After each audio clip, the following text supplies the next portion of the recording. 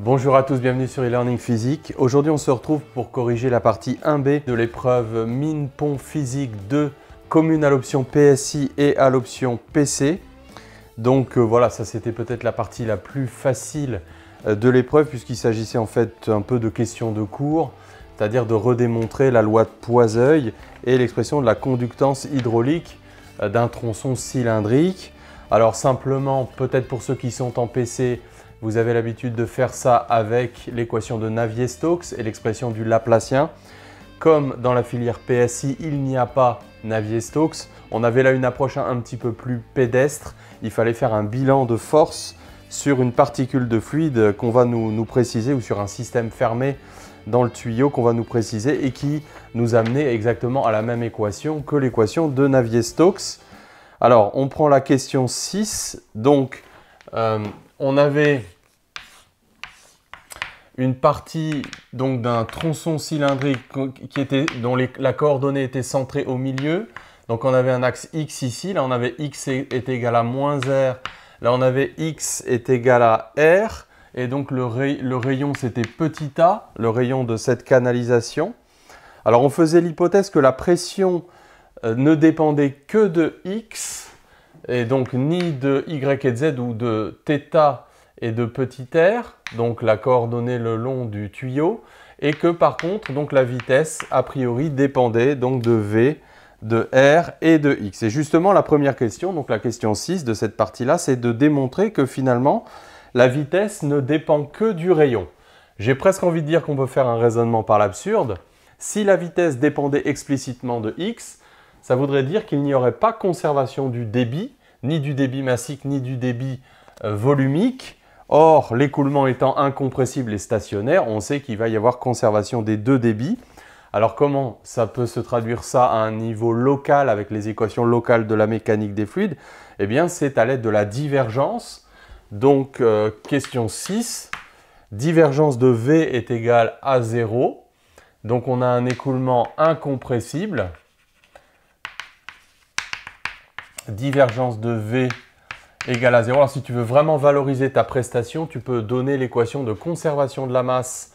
Alors tu sais qu'il y a deux expressions. Il y a l'expression classique, la dérivée locale dρ sur dt plus divergence de ρv est égale à 0. Ça c'est celle que tout le monde connaît et peut-être un petit peu moins connue avec la dérivée particulière dρ sur dt. Alors attention à la place de ρ, plus ρ div de v égale 0. Et finalement pour un écoulement incompressible, c'est celle-là qu'il faut utiliser. Parce que incompressible, ça veut dire que les particules de fluide conservent au cours de leur mouvement leur masse volumique, conservent leur volume. Donc la particule ne se contracte ni ne se dilate. Donc div de V est nul. Alors je crois qu'à la fin, on pouvait aller chercher la divergence de V en coordonnées cylindriques. Donc j'écris le seul terme qui a priori serait non nul.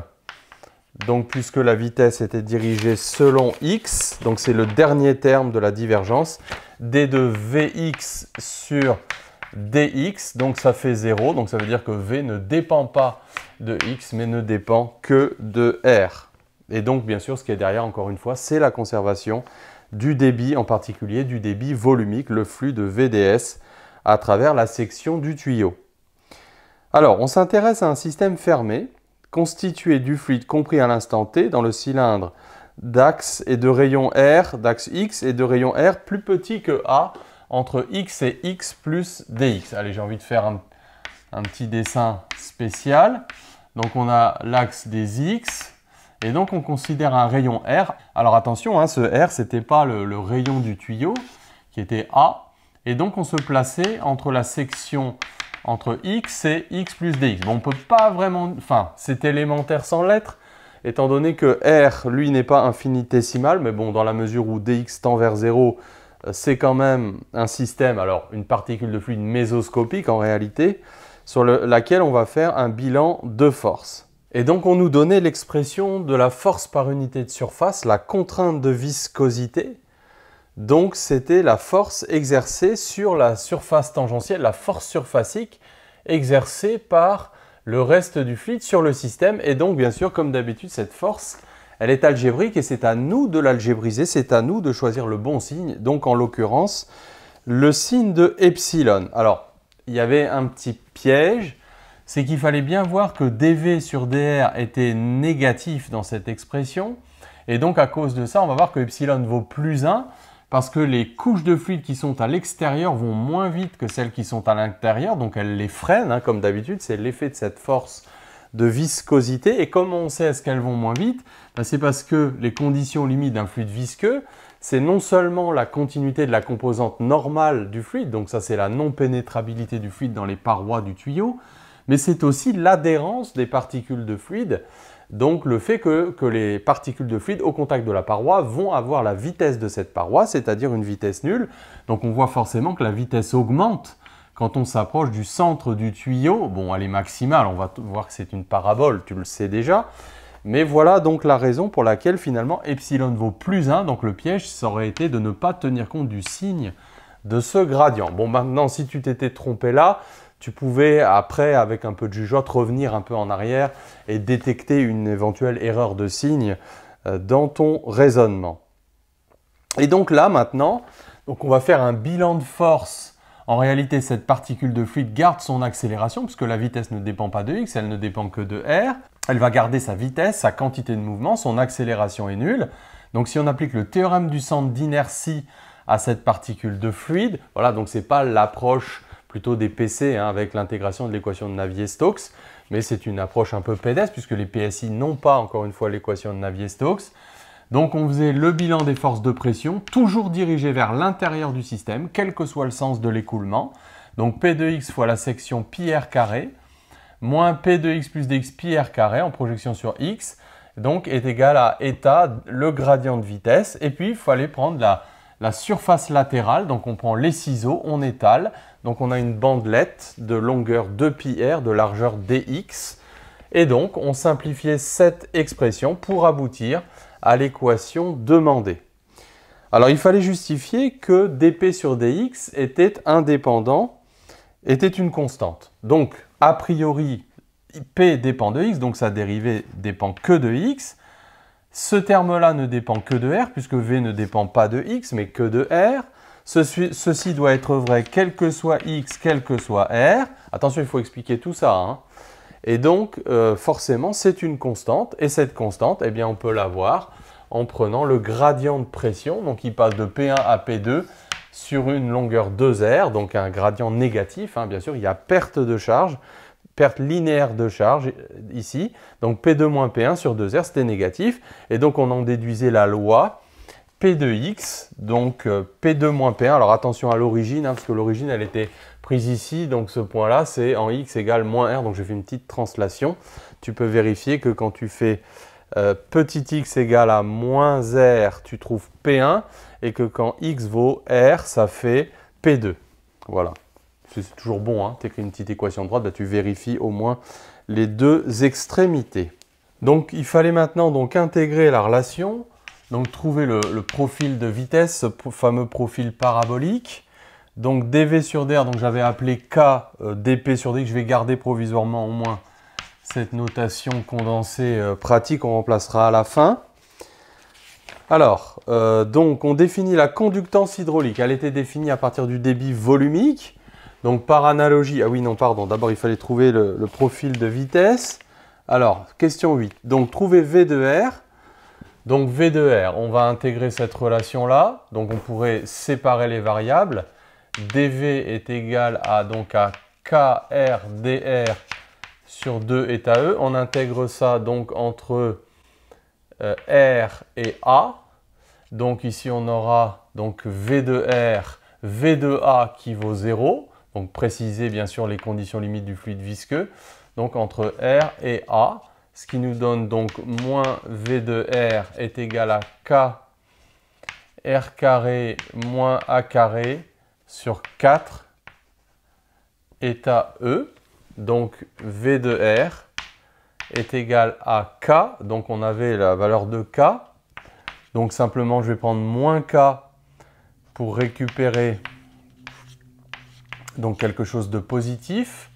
On va mettre a carré en facteur. Donc sur 4 eta e, facteur de 1 moins r carré sur a carré. Et donc ici, on peut identifier Vmax, donc Vmax qui est la vitesse en R est égal à 0. Donc il vaut donc P1 moins P2 positif A carré sur 8R état E. Bien sûr, je pense que tu n'as pas appris par cœur, je l'espère du moins, ce profil de vitesse. Il fallait faire attention, il s'était donné en fonction du rayon et non pas du diamètre. Donc ensuite, il fallait exprimer la vitesse moyenne et la conductance hydraulique. Alors la conductance hydraulique, ça vient peut-être après. Je regarde où est-ce qu'il faut l'exprimer. Oui, c'est pour définir la vitesse moyenne. Donc qu'est-ce que c'est qu'une vitesse moyenne de façon générale?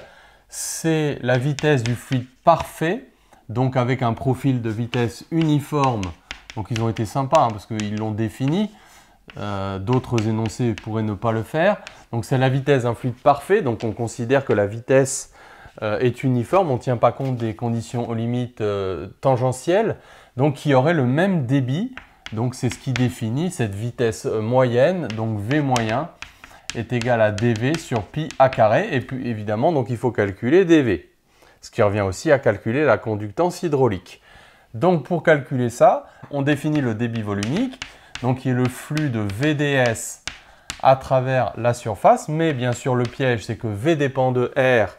Donc on ne peut pas multiplier brutalement une vitesse, d'ailleurs laquelle, pour quelle valeur de R, par la section. Il faut faire un découpage. Donc en réalité, on a déjà intégré sur θ. Et donc on découpe la section du tuyau entre R et R plus dr sur une petite couronne sur laquelle on peut considérer que la vitesse est quasi uniforme. Donc ça fait V de R 2 pi R dr entre 0 et petit a. Alors on réinjecte le profil de vitesse. Et donc je te passe deux lignes de petits calculs que je viens de faire. Donc 16R état E pi A4. Donc au passage, on a démontré l'expression de la conductance hydraulique. Alors attention, ce n'était pas la résistance hydraulique, c'était la conductance. Donc dV sur P1 moins P2, c'est un peu comme I sur U, V1 moins V2 en électricité, I le débit des charges. Donc ça fait pi A4 sur 16 état R.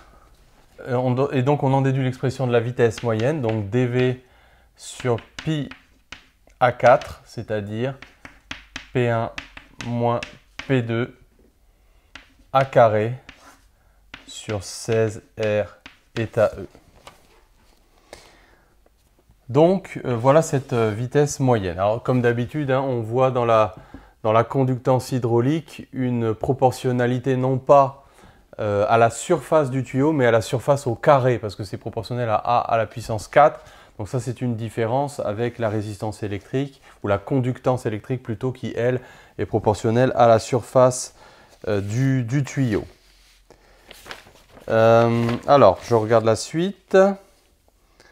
Vérifiez que la force de viscosité subie par la tranche d'eau située à l'instant t entre le tuyau et x plus dx vaut df est égal à... Donc là, c'était un moyen finalement de valider au moins l'expression de la vitesse, puisqu'on avait deux expressions de df.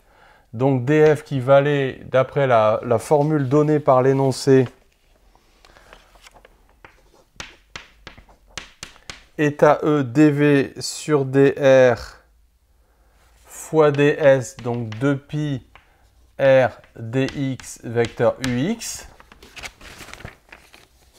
Alors cette petite question-là, en fait, on pouvait se demander ce qu'elle venait faire ici, mais c'était pour préparer la suite de l'épreuve, et notamment quand on va faire tourner ce fameux tronc d'arbre, on va travailler dans un référentiel non galiléen, et pour avoir une expression de la force, on va le voir, on va réutiliser ce résultat-là. Et donc il fallait vérifier que ça valait également moins 8 pi état E V moyen, donc P1 moins P2 A carré sur 16R état E dx vecteur ux. Or, dv sur dr valait P2 moins P1 sur 2R, donc fois petit r sur 2 état E. Et donc, on vérifie bien la formule demandée. Alors, calculer V et le nombre de Reynolds. Donc, j'ai estimé la vitesse moyenne à l'aide de l'expression précédente à 10-2 mètres par seconde. En fait, 1 sur 16, 10-1 mètres par seconde. Et puis, il fallait estimer le nombre de Reynolds. Donc, dans les mêmes conditions. Alors, c'était peut-être l'occasion de redéfinir le nombre de Reynolds. Bon, moi, allez, je vais donner tout de suite son expression. Donc, c'est le quotient de l'accélération convective sur l'équivalent volumique, enfin ρ fois l'accélération convective sur l'équivalent volumique des forces de viscosité. Bon, en PSI, j'imagine qu'il faut peut-être connaître directement l'expression de ce nombre de Reynolds. Alors attention, traditionnellement, il est défini avec le diamètre de la canalisation. Et donc, il est de l'ordre de 10-2 en réutilisant la valeur de V trouvée précédemment. Il est sans dimension, donc on peut dire qu'on a affaire à un écoulement laminaire, puisqu'on a ce fameux critère 2000, c'est-à-dire que tant que le nombre de Reynolds est plus petit que 2000, on a un écoulement laminaire, et au-dessus de 4000, un écoulement turbulent et une zone intermédiaire entre les deux.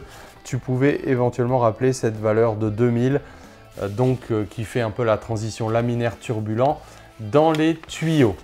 Voilà donc pour cette partie-là, et donc dans la prochaine vidéo, on va s'intéresser à ce qui se passe quand on fait tourner ce tronc, et que donc on va avoir un profil influencé par la force d'inertie d'entraînement. On va voir ça dans la prochaine vidéo. À bientôt sur e-learning physique.